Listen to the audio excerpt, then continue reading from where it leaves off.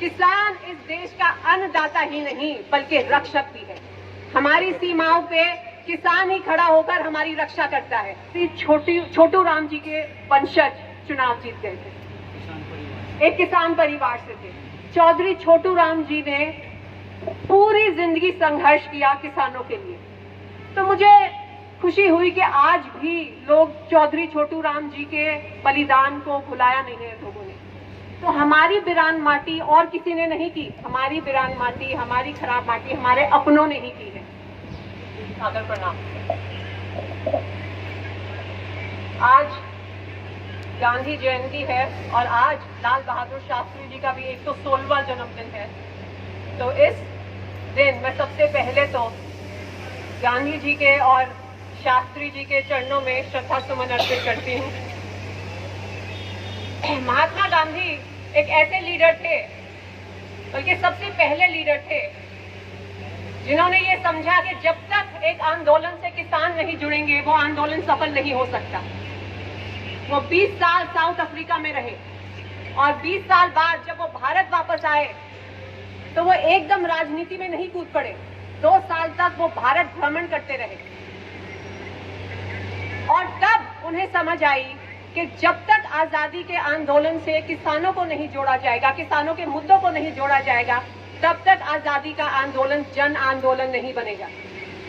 इसलिए 1918 में जब उन्होंने भारत में अपने राजनीतिक जीवन की शुरुआत की तो सबसे पहले उन्होंने किसानों के मुद्दे उठाए।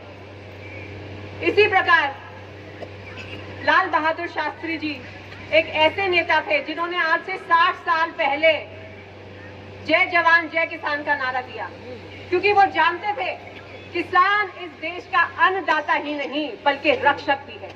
हमारी सीमाओं पे किसान ही खड़ा होकर हमारी रक्षा करता है। आप पता नहीं कितने लोग इस बात को जानते हैं। आज हम सब एमएसपी की बात करते हैं, सब फसलों के न्यूनतम मूल्य की बात करते हैं। ये आइडिया सबसे पहले लाल बहादुर शास्त्री जी ने दिया था। तो लाल बहादुर शास्त्री जी ने हमेशा किसानों के हित को सर्वोपरि रखा। और आज क्या हालात है हमारे देश में? आज किसान अन्नदाता नहीं, आज का नेता किसान को अन्नदाता नहीं, किसान को सिर्फ मतदाता समझता है। उसको किसान की याद आती है 4.5 साल बाद, जब चुनाव को 3 या 4 महीने रह जाएं, तब उसको किसानों की याद आती है। क्योंकि हमारी जितनी भी बड़ी बड़ी पार्टियां हैं, खास तौर से जो सत्ताधारी पार्टी है, उसको समझ में आ गया है कि किसानों में फूट डालो और राज करो। और गलती हमारी भी है, हम धर्म के नाम पर, जाति के नाम पर हम सब बट गए। मैं एक बात आप लोगों को बताना चाहूंगी। मैं आज से 15-20 दिन पहले करनाल और कुरुक्षेत्र के कुछ गांवों में गई। मुझे सौभाग्य मिला उन किसानों से मिलने का जो पीपली में जब लाठीचार्ज हुई थी उसमें जो घायल हुए थे, उनसे मुझे मिलने का सौभाग्य मिला। हमने जाकर उनको सम्मानित किया। तो वहां जाकर मैंने देखा वो किसान किसी एक जाति के नहीं थे। उनमें कुछ गुज्जर भी थे, उनमें कुछ पंडित भी थे, उनमें कुछ जाट भी थे, उनमें कुछ पिछड़ी जाति के किसान भी थे। तो इसका क्या मतलब हुआ? इसका ये मतलब है जब किसानों पर लाठियां बरसाई जा रही थी पीपली में, तो उन्होंने किसानों की जाति नहीं देखी, बस ये देखा कि ये किसान है। तो हमें इस बात का जरूर ध्यान रखना होगा। देखिए, राजनीति में मेरा लंबा चौड़ा सफर नहीं है, पर मैं एक बात को जरूर जानती हूँ कि अगर देश का किसान संगठित हो जाए तो कोई ताकत उन्हें हरा नहीं सकती। और इसी बात से हमारी देश के जो ये बड़े बड़े राजनेता हैं वो इसी बात से डरते हैं। अब मैं आपको 2013 में ले चलती हूँ। 2013 में मुजफ्फरनगर में क्या हुआ था? क्या आप लोगों को याद है क्या हुआ था मुजफ्फरनगर में? अगर कोई मुझे बता सके। 2013 में मुजफ्फरनगर में क्या हुआ था? दंगे हुए थे। हिंदू और मुसलमान भाइयों के बीच में दंगे हुए थे। ये ज्यादातर किसान थे।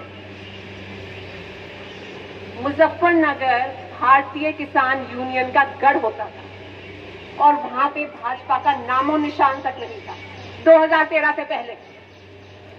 फिर उन्होंने हिंदू किसानों में और मुसलमान किसानों में आपस में इतना जहर भर दिया। हिंदुओं ने मुसलमानों को मारा, मुसलमानों ने जाटों को मारा और दूसरे हिंदुओं को मारा। और उसका परिणाम क्या हुआ? उसके 6 महीने बाद जब वहां इलेक्शन हुए, वहां हर सीट भाजपा ने जीती।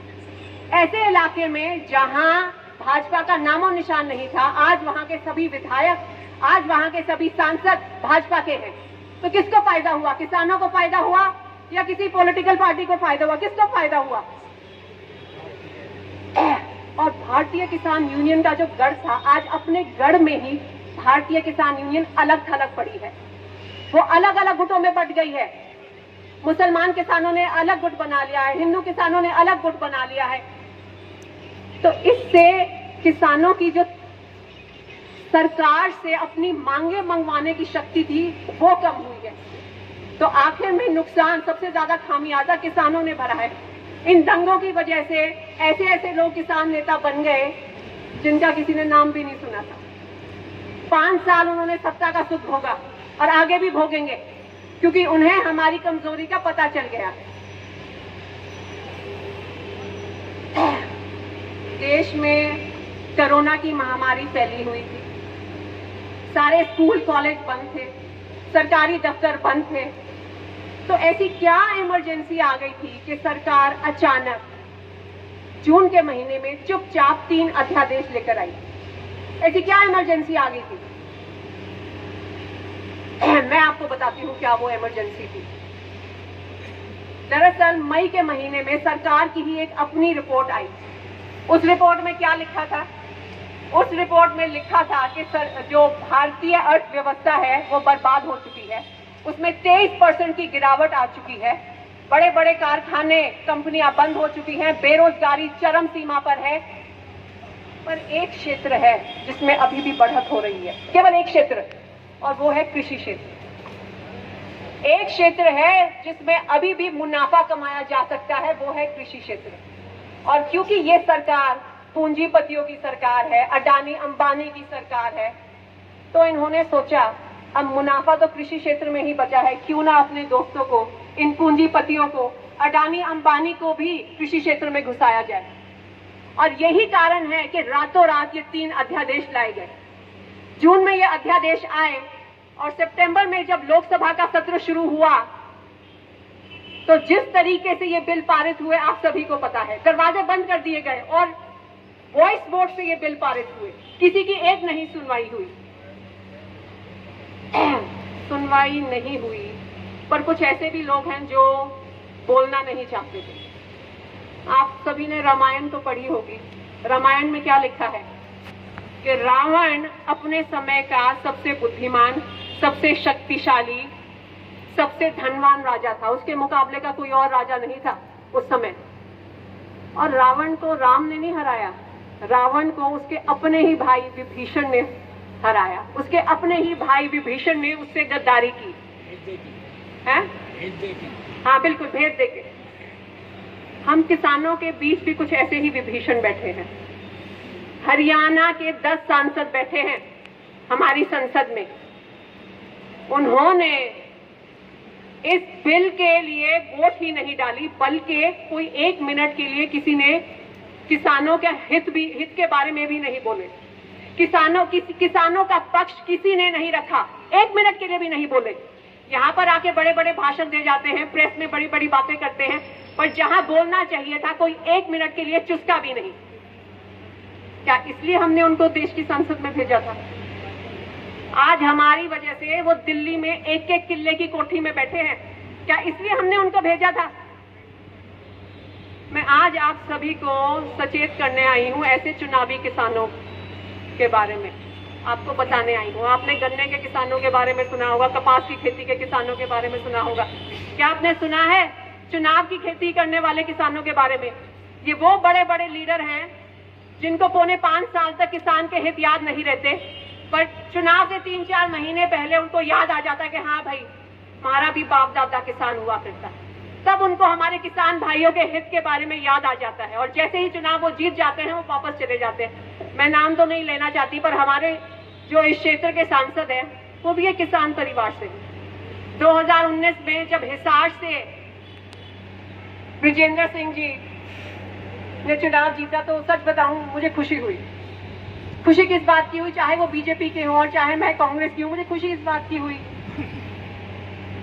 कि चौधरी छोटू राम जी के वंशज चुनाव जीत गए थे, एक किसान परिवार से थे।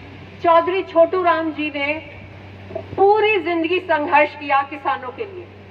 तो मुझे खुशी हुई कि आज भी लोग चौधरी छोटू राम जी के बलिदान को भुलाया नहीं है लोगों ने।